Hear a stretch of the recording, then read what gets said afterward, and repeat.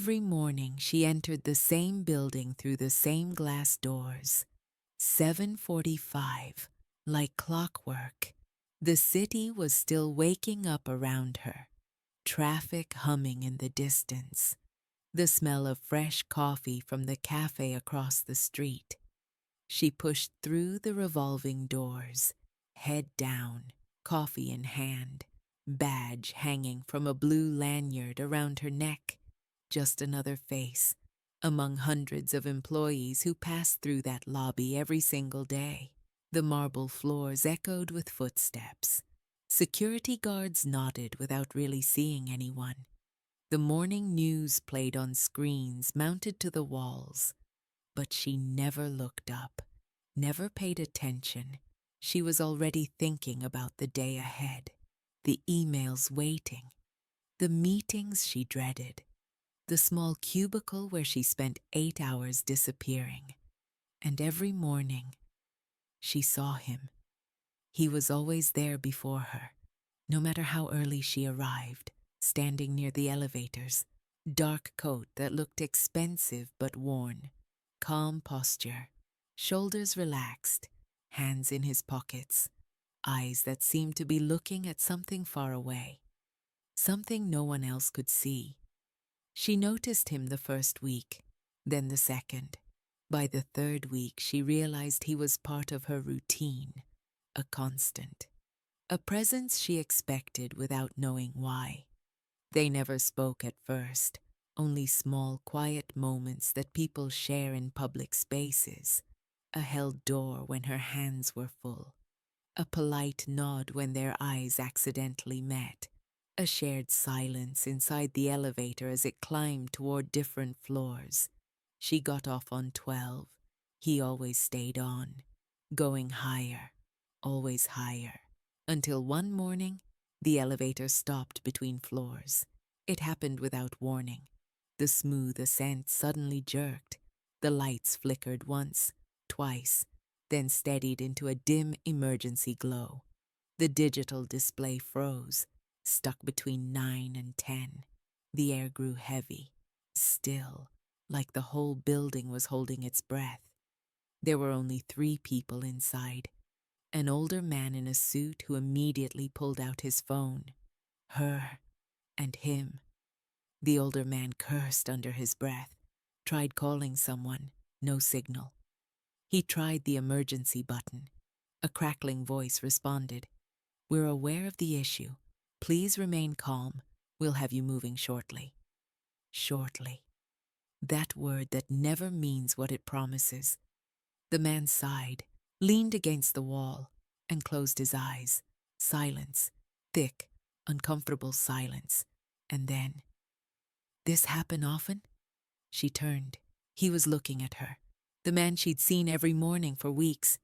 His voice was softer than she expected. Calm, almost warm. "First time for me," she said. He nodded. "Me too." The older man opened his eyes, looked at both of them, then closed them again, clearly not interested in small talk. But they were. They spoke. Not about anything important. Not at first, just weather. How the rain yesterday made everything smell clean. Work. The strange monotony of doing the same thing every day. The odd feeling of being stuck between places, literally and figuratively. He had a way of listening that made her want to keep talking, nodding at the right moments, asking questions that showed he was actually paying attention. "What floor are you?" he asked. 12. "You?" He paused, just for a second. "Higher," he said. She smiled. "Mysterious." "Not really," he said. "Just boring." The elevator jerked, started moving again. The lights returned to normal. The older man straightened up, adjusted his tie. When the doors opened on 9, he stepped out without a word. They were alone now, just the two of them, rising through the building. "So," she said, "same time tomorrow?" He looked at her and smiled, a real smile, the kind that reaches the eyes. "Yeah," he said, "same time." After that, Their mornings were no longer silent. It started small, a simple good morning when she walked in. He was always there, always waiting. A soft smile that made the fluorescent lights feel less harsh. Small conversations that made the building feel less cold, less corporate, less like a place where people came to slowly forget themselves. She didn't know his name, not for weeks, didn't ask what he did, what department, what floor exactly, didn't want to. Because once you know those things, people become their positions, their titles, their place in the hierarchy. And she didn't want that. She only knew how he made her feel. Calm, seen, strangely safe in a building full of strangers. Some days they walked out together, not planned. It just happened. Their schedules aligned. 5:30 in the evening. The lobby crowded with people rushing toward freedom. They'd walk slowly, talked about nothing and everything. She told him about the small apartment she shared with her sister, 2 bedrooms in a building with thin walls, about how she worked 2 jobs to stay afloat, mornings here, evenings at a bookstore 3 blocks away, about how she once dreamed of something more, travel, writing, a life that felt less like survival, but learned to be practical instead, learned to just survive. He listened, never interrupted, never gave advice she didn't ask for, never judged the choices she'd made, only watched her as if every word mattered, as if her small life was something worth understanding. She liked that, liked being heard without being fixed. She didn't notice certain things, the way people looked at him, the way conversations lowered when he passed through the lobby, the way doors opened before he reached them, security guards straightening up, receptionists smiling brighter, people stepping aside. She only saw the man who waited for her by the elevators, the man who asked about her sister, about the book she was reading, about whether she still dreamed about those things she'd given up.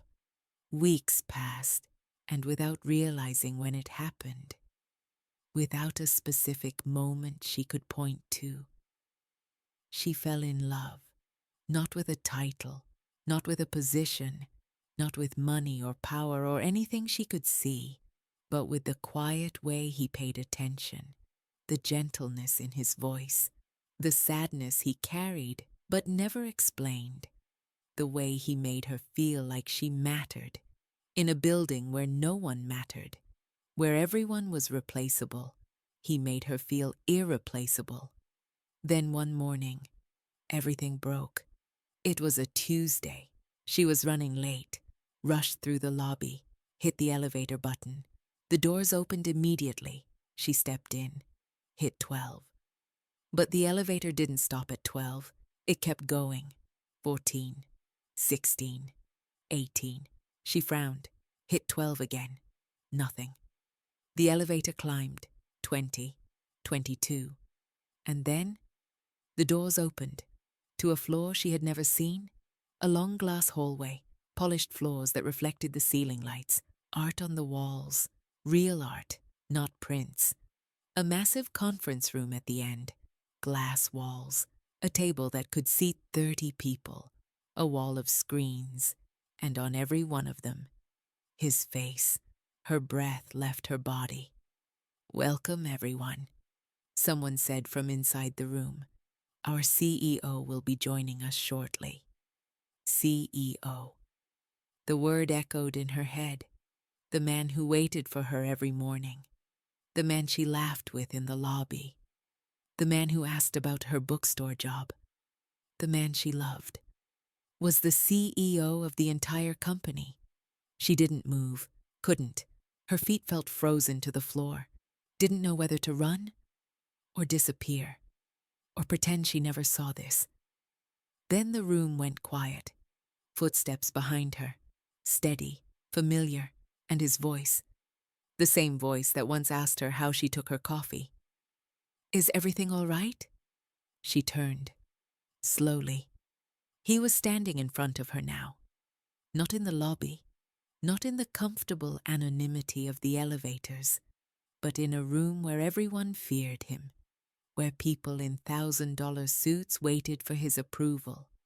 Their eyes met, and for the first time since she'd known him, he looked unsure, vulnerable, almost afraid.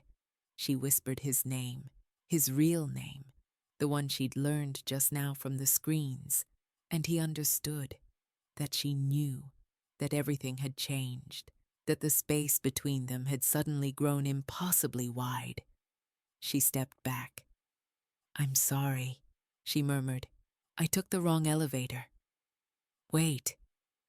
But she was already moving, walking quickly down the glass hallway, past the art, past the polished floors, past the world she didn't belong to.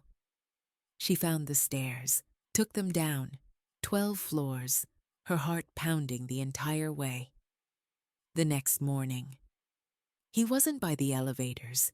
She waited, longer than usual, watching the doors open and close, watching strangers step in and out, but not him.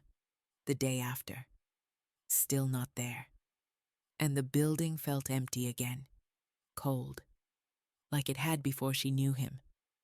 On the third morning she stopped looking, stopped hoping. It was better this way, cleaner. He had a life, a real life, responsibilities, a world that didn't include someone like her. And she had been foolish to think otherwise. On the fourth morning, she turned to leave when she heard his voice behind her. Please? Don't go. She stopped, turned.